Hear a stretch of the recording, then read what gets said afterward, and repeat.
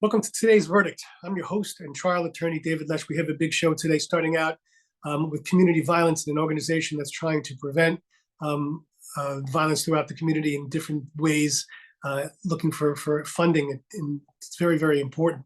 Next up, we're going to be talking about life expectancy and increasing the health of all New Yorkers. Believe it or not, our life expectancies have been down in New York. Hopefully, we could do something to start raising it up. And lastly, we're going to be talking about absentee ballots and those with religious observances and who can't go into certain places to vote, but with an absentee ballot, they'll still be able to be heard. It's an important show, so stay tuned. Today's verdict starts right now.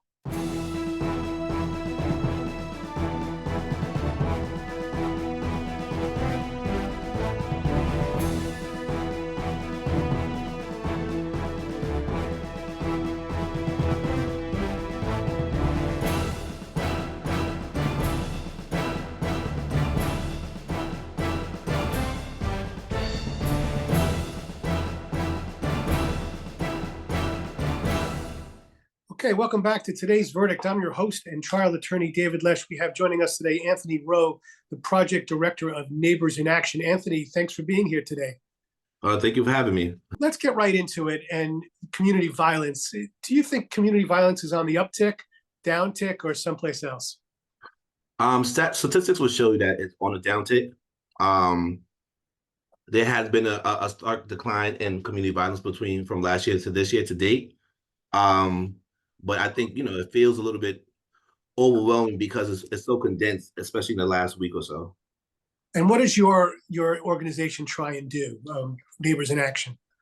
Well, at Neighbors in Action, what we try to do, we try to solve the root problem of community violence, right? So, we try to provide economic mobility out of poverty by providing young people with internships, job training, workforce development, provide resources to the community as far as, giving them access to educational opportunities, try to, cure some of the systemic problems that's been, plaguing our communities.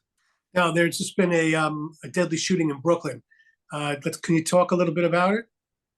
Sure. Which one? Well, this is the one with Troy Gill. Yes. Was fatally shot last month. Correct. That was one of, that's a, unfortunate situation. Troy was one of our participants at our program. But he's also a family member to a few of our staff members. Troy was a great kid, and it's unfortunate that, this happened. The community is mourning, but at Neighbors in Action, we're very responsive and, we're very supportive of the community. So we've been making sure that we're doing our best job to bring a sense of healing and wellness to to Crown Heights right now. We're talking about the Community Violence Intervention and Prevention Act. Tell us a little bit about it. We're just really trying to make sure that it centers around providing funding to nonprofits like ours, community orgs like ours that really, that's doing the work in the street. And that's basically what it's centering. What would you do with the monies? How would you spend the monies? It's providing opportunities for young people, right?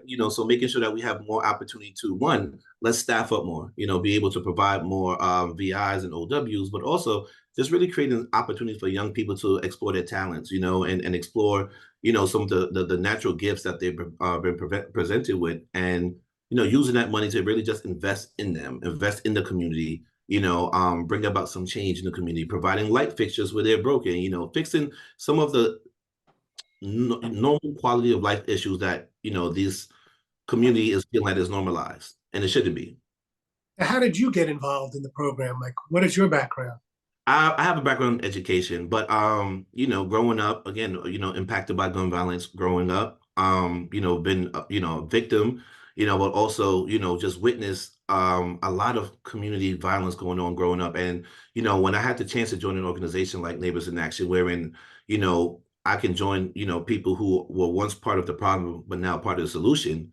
It felt like a no-brainer, being able to connect with people who really understand what the community is going through, what it's saying versus what we think the community wants, being able to talk real time to real people about real issues and provide real solutions. That was just an opportunity I could not pass up. And I'm actually grateful to have this opportunity to share this and share this type of community work. Are you seeing gun violence yourself? I mean, in person? Born, yeah, I'm a natural Brooklynite, was born and raised, and we've seen it up close, up hand, and again, it's impactful. You do not forget. This leaves permanent scar tissue. However, part of the healing process is moving forward step by step and figuring out how you can prevent this from happening again. Well, how would you do that? How would you prevent it? Let's say that you got the funding that you were looking for. You were given, however amount of money to these nonprofits. How would you spend the money to make sure that the community was safe?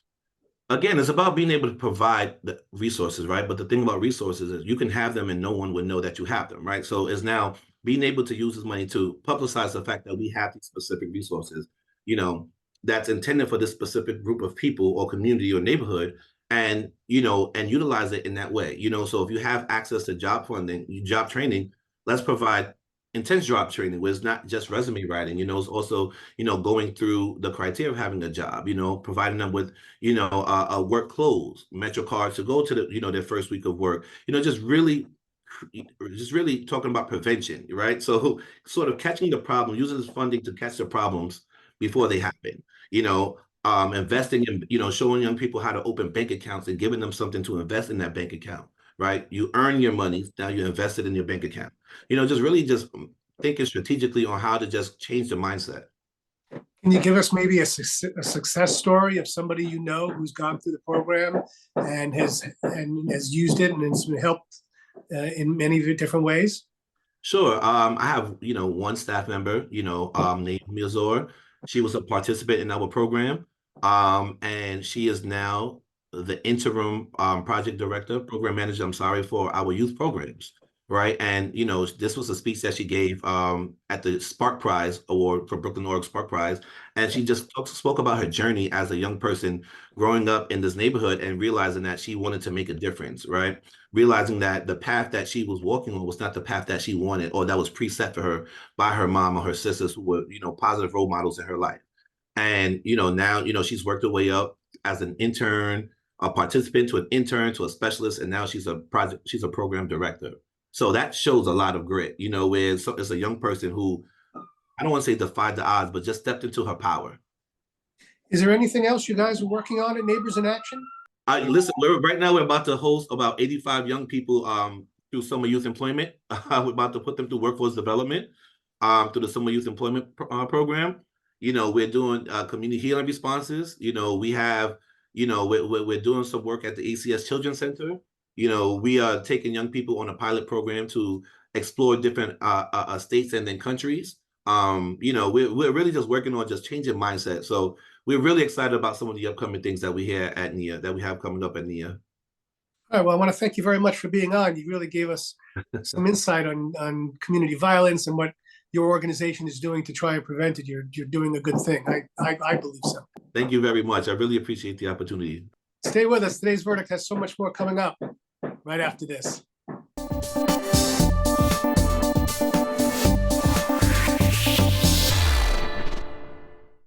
Okay, welcome back to Today's Verdict. I'm your host and trial attorney, David Lesh. We have joining us today, Councilmember Lynn Schulman. Lynn, how are you doing today? I'm good today. It's a beautiful day out. It is. Spring is coming slowly, but it's coming. I know it's been a while since you've been on the show. Tell us a little bit about yourself and a little bit about what made you become a council member. So I have been a advocate of healthcare for many, many years, and I've been a longtime community activist, and I wanted to make a difference. So this was my third time running for city council. I ran 2 other times, so it just shows how tenacious it was for me to be able to get into a position where I can have some influence and make some changes that are good for all New Yorkers. Let's talk a little bit about life expectancy. Sure. As you grow up, you always think that it's just going to keep growing and getting longer or larger. You always think, well, you're going to be, you're going to live longer than your parents, and you're going to live longer than your parents. But that's not always the case.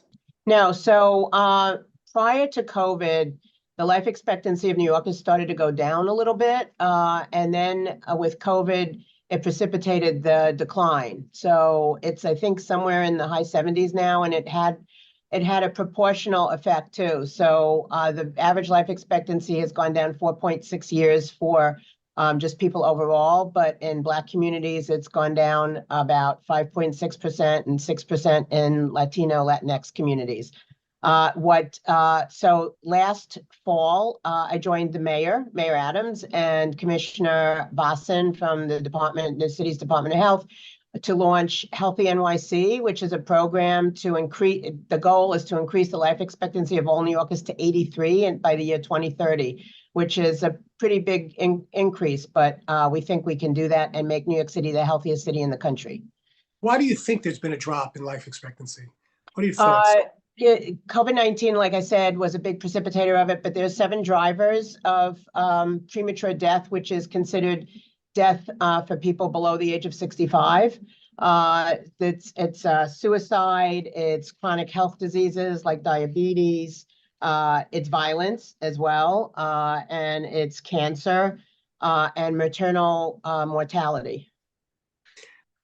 Any ones in particular that's been on the uptick? Well, I mean, I think chronic disease is one of the biggest ones. If you may recall, last year I passed the first citywide diabetes reduction plan, which actually, it's interesting because we're having this interview today, but the Department of Health has a year to put together the plan, which has concrete goals and milestones.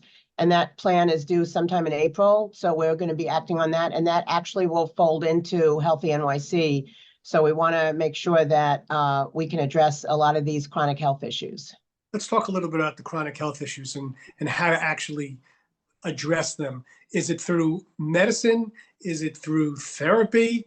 There are so many different ways to address life expectancy. It's a lot of things, and I'm going to be honest with you. So I'm a patient who's a little bit on the lazy side, and the reason I'm saying that to you is because one of the goals that I have, I think that we all have, is to make healthcare accessible in a way that people can actually take care of themselves and not feel that it's a burden. A lot of people work jobs. They work more than one job. They have childcare issues, all of that stuff. And so healthcare kind of goes by the wayside a little bit. And so we want to make it easier. So if that means, hey, if you walk 10 minutes a day, you're going to do X. That's easy enough. If you eat fruit 3 times a week, I'm making this up, but if you eat fruit 3 times a week, this will happen. So there's all different aspects of it that I think can make it bite-sized enough for people to actually start really taking care of themselves and saying, oh, this is easy. I can add this to my routine. It always seems like it starts with a primary care physician that you need. And I've been talking to my wife about it. They're so hard to find. They're very difficult. But once you find one, then it's sticking with the program. Am I correct?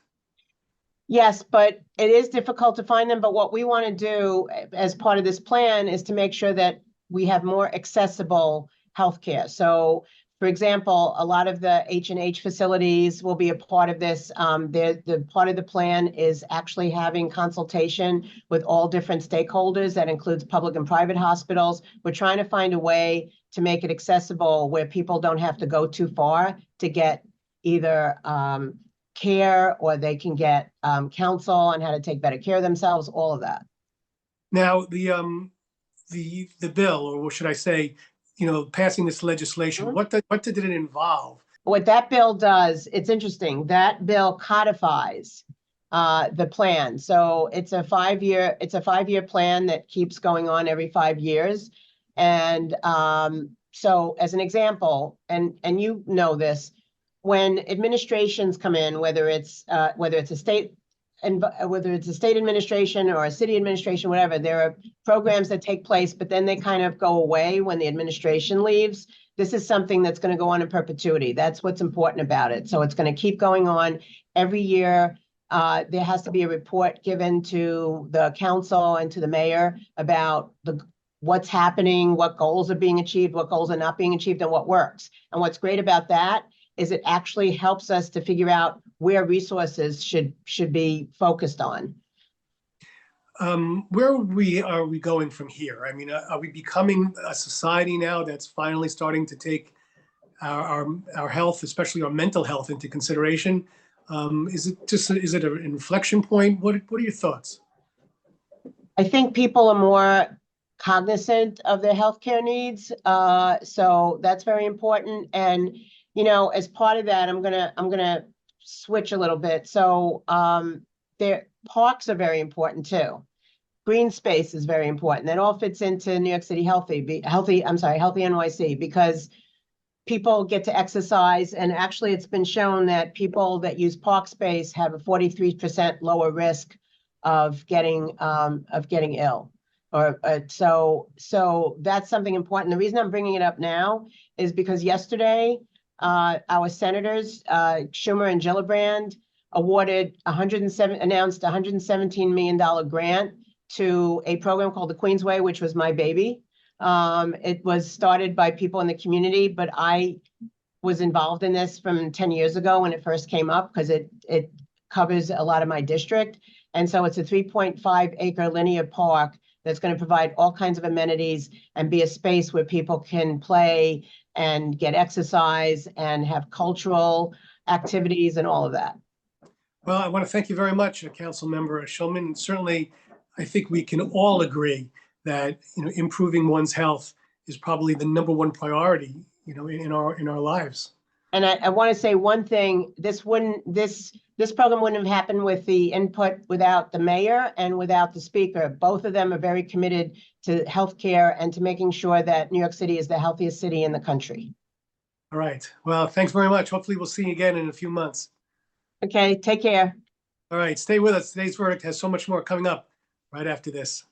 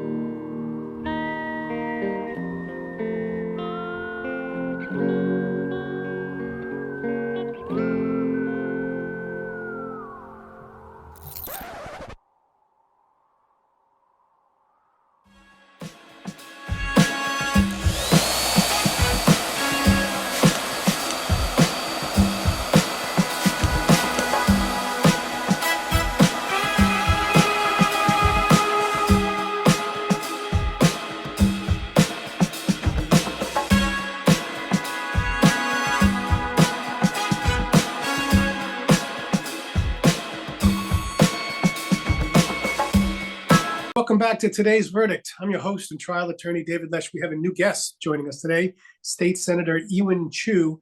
Senator, thanks for being here today. Well, thank you, David, for having me. It's our pleasure. We've never met you, so tell us a little bit about yourself, if you could. I'm State Senator Iwen Chu, represent Southern Brooklyn. I was an immigrant myself. I came here at age 27 to pursue my master's degree in sociology. I born, raised, grew up in Taiwan. Never thought about the day when I landed here for my master's degree. One day I'm gonna become a state senator, but this is how life goes. Because after I pursue my master's degree, I try to learn more about the diversity of New York City, especially Brooklyn. And I was a local journalist, and then start to process my paperwork to become an immigrant here. And then I found out there's a lot of struggles. Being an immigrant, you relearn social system, education system, healthcare system, justice system, everything start all over again. Being an adult, it's hard. So just that's how I start to find out if I'm able to help more. I would like to be more positive impact for this society. And I was a local journalist for 6 years, and then I pivot myself for public service. I was a local assembly member, chief of staff for 10 years. That's how I figure if I can be a part of the government system, if I can prevent anything from happening instead of remedy. Because as a reporter, right, you report things already happen. However, I already know firsthand what's gonna happen.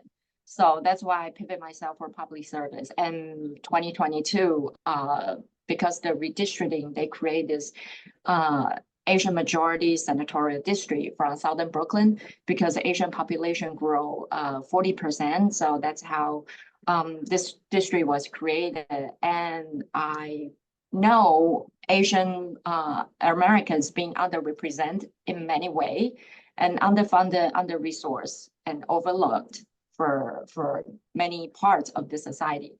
That's how I decided, like, all right, probably this is the calling for me to move myself in this direction. So I jump in to run, and I got elected as the first Asian woman in the state senate, 247 years in history. And I was a little shocked when I realized that, because I thought New York is very diverse. I know Asians are underrepresented. I didn't expect I'm gonna be the first Asian woman in the state senate. So in a reality, I understand, but also shocking to know, well, we're so underrepresented this way. So I'm happy and pleasure to be able to, in this position, that I can help more introduce legislation to reflect the diversity of our city.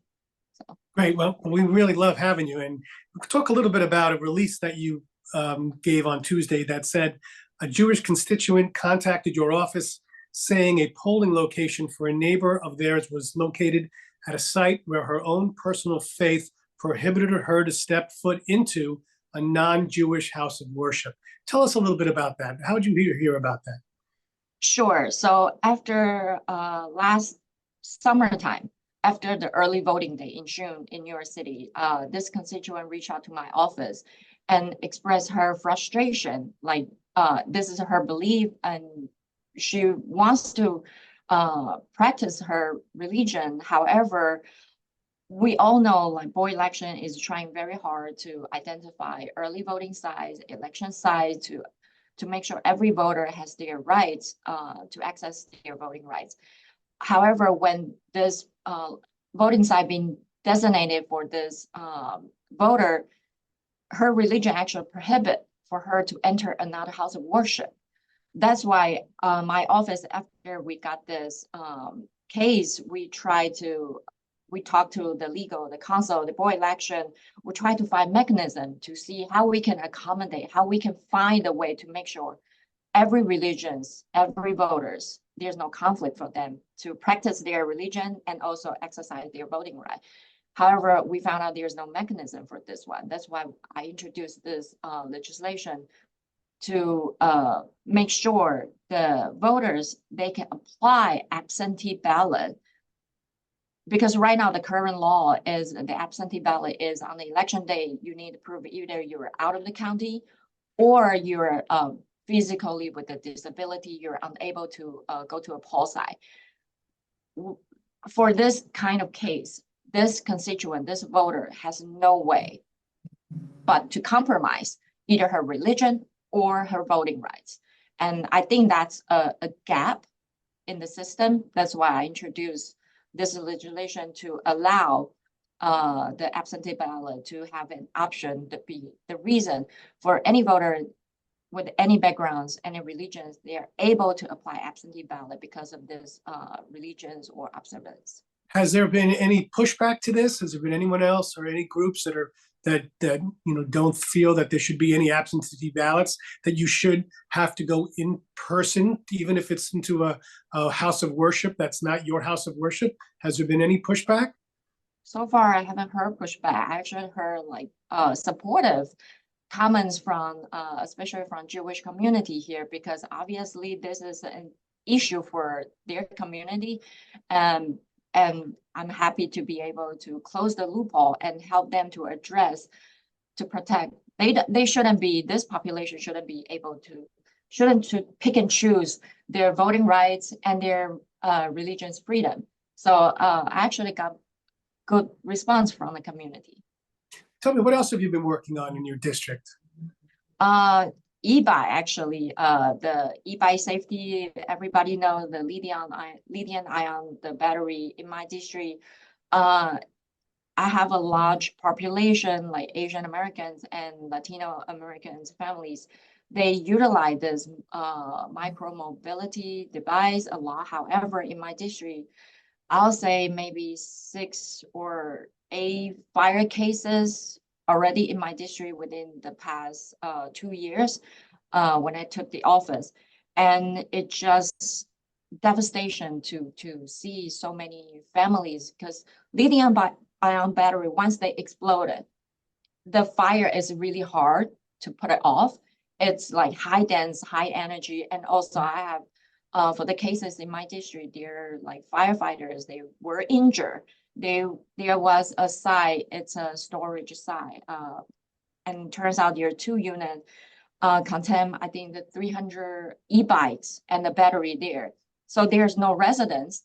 However, when the explosion happened, firefighters, they need to go in there to put off the fire and then cause the damage and cause some firefighter injured because of a case like this.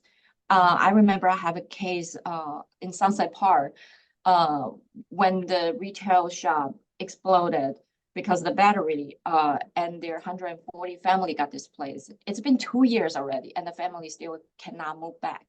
So I would like to address, that's why last November I introduced a package of the e-bike safety bill to address the battery, to address how we can bring the awareness, and to address the sidewalk safety for pedestrians as well.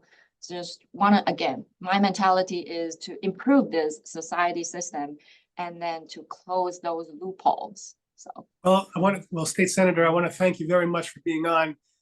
Certainly, we're glad to finally meet you. We never had a chance to, and maybe you can come back the next couple of months and let us know what's been going on with your district. Well, thank you very much, David. Good to see you. It's our pleasure. All right, stay with us. Today's Verdict has so much more coming up right after this.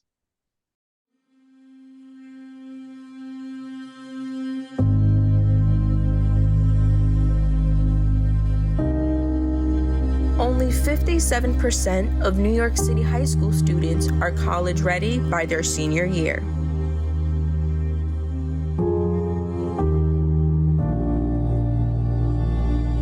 .55% of high school graduates either have no plans to attend college or are uncertain that they will ever attend.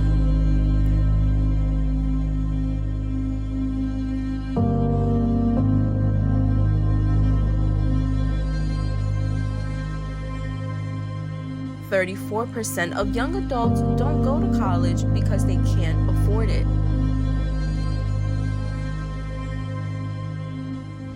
Discover what's possible. BronxNet's education programs, internships, and opportunities help engage and inspire Bronx youth and beyond to pursue their passions. Be a part of the BronxNet family. Whether you're interested in our shows, joining a class, or donating to support our mission, visit BronxNet.org to learn more. Well, that's all we have for today. I'd like to thank our guests for joining us and, of course, you, the viewers, for watching. If you have a topic or an issue you'd like to see on a future edition of Today's Verdict, feel free to email me at davidlesh@bronxnet.org. Till the next time, know your issues, reach a verdict. I'll see you in 2 weeks.